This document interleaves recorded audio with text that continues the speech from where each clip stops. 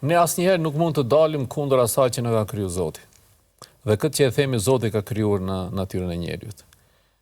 Me siguri e dini ju dhe shumë xhallar tjerë kanë shpjeguar që natyra e njeriut është përbërë nga ato dy komponentat kryesore. Ti themi kushtimisht nga ajo djellëzore dhe engjëllore, nga ajo materia, ajo që kërkon biologjiku, fiziologjia e njeriut dhe kjo pjesa që e ngren në vlera më të larta shpirtërore që e lidh me Zotin.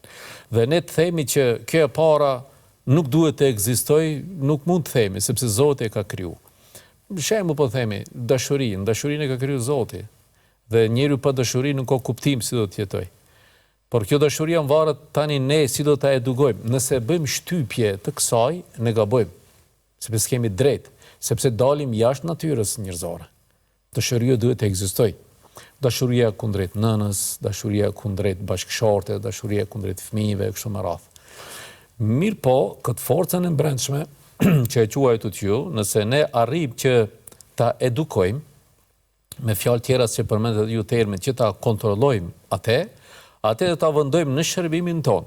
Dhe nëpërmjet kësaj ne do të arrijmë edhe pjekurinë tonë shpirtërore, edhe do të jemi të zotët e vetvetes, sepse ne kontrollojmë atë dhe dim ka duhet ta orientojmë. Orientojmë aty ku e ka vendin. Dhe nga ana tjetër, nëse lam të lirë, ajo do të na dërgojë në rrugë të cilat më pasaj kanë pasoja shumë të mëdha.